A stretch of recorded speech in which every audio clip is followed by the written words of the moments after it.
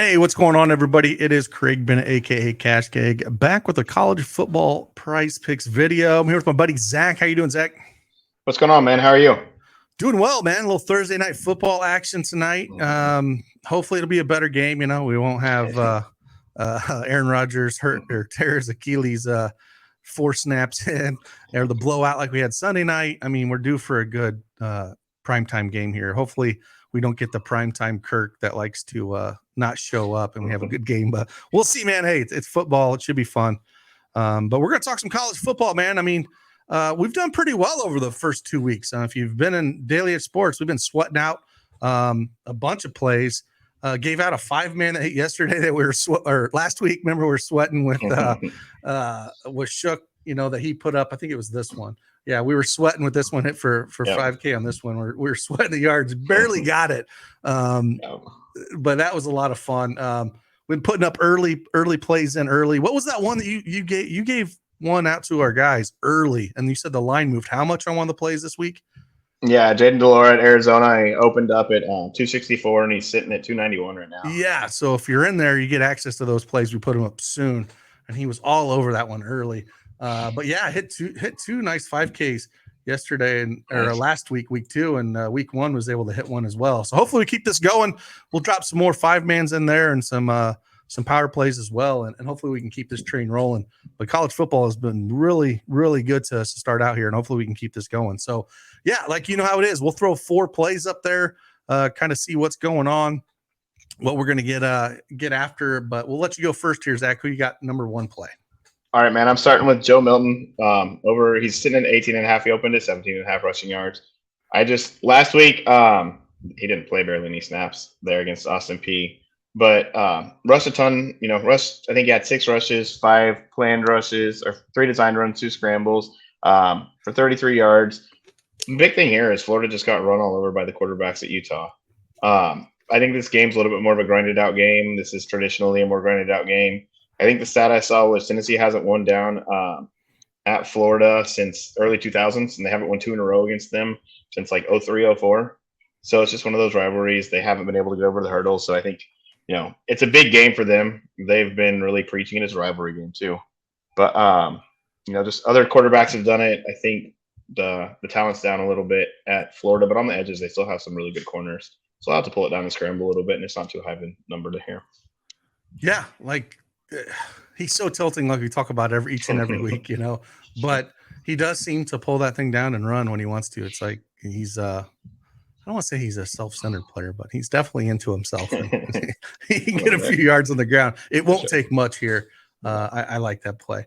I'm going to go over to LSU here. We're going to look at Malik. I like this at 73.5 receiving yards, but I think the fantasy scores here where I want to go with this game. Yeah. Up in this matchup, the lines moved a little bit, opened up at 53.5. It's at 54.5. Pretty close game. LSU's favored by 10 here. Should continue to get targets. He's the stud on this team. It won't take much to get at 15.5 with the targets he's going to get with his yards. The FSU game, he ended up putting up 6 for 67, and then he got in the box last week, 5 for 87 and a tutty. So I think he goes over 20 here in this matchup. I think this is way too low. It's one spot that I'll be going pretty heavily on.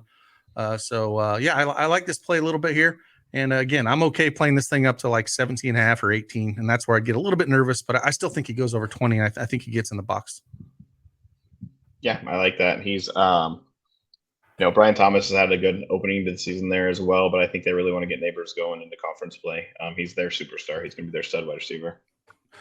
Yes, sir. How about you? I'm going with Xavier Weaver. Go get some Colorado. I'm sorry. Before you talk about this play, we brought it up a little bit and talked about it prior to the show. Now, what did Jay Norville say about Deion here? Just that he didn't really care what they heard about in Boulder, and that he really doesn't like his style and really doesn't like it. And Deion came out in the middle of practice, brought all the cameras around so that he could show them pepping up his team and using his exact words against him, which is what Norvell said he wanted him to do. So this game is not going to be pretty. No, and it's ridiculous. And if you don't, Jay Norville is the head coach for Colorado State. That's who they're playing. And he says here, pull this up, saw it today, and he was like, when I talk to grown-ups, I take my hat and my glasses off. That's what my mother taught me. Do you think Deion is going to take his foot off the pedal here? No. Oh, no. He is going to as many points as he can and just try to smash it. So with that being said, I'm sorry. Hand it back over to you to talk about Weaver a little bit here. So I like a lot of their plays on Colorado. That being said, Shedeur Sanders started at 323, opened at 323. He's up to like 345, 340 to 345, depending on where you look. Hunter scares me. The only thing that scares me about him is I don't think they'll take the foot off the gas, but I do think at some point in the season they have to not play him 150 snaps. Right. And if they're winning by 40 points, I think that's when you pull him, because after this they have Oregon. Yep. And they're not, he's a player they need on the field. Weaver is the most consistent player right now. He had 8 targets week 1, 12 in week 2, over 100 yards each game. I think over 118 each game. He's got an ADOT over 15. Very talented receiver. He was great before he came to Colorado. He's still a very good receiver. Seems to have a connection with Sanders. And if they're going to keep him on the field the whole game, this is just going to be a very good matchup for him. Yeah, I was a little shy what I wanted to do with Weaver in this matchup, and then I read that and I was like, nope. They're going to try to put the pedal down here and score as many points as they can on him, and I don't care how much they're up here. And like you said, they have a lot of their schedule gets super tough going through here, and so I'm with you. If they're going to have a chance at all against these stronger schools coming up, there's no way Hunter's going to be able to play both ways that many snaps. And if he ever is going to take some time off, it's going to be a game like this, especially if they get up. There's just no reason to play him that much. So, yeah, I love that play. And like I said, I have no problem just playing a bunch of these guys because I just makes no sense. I don't know why you come out and say that.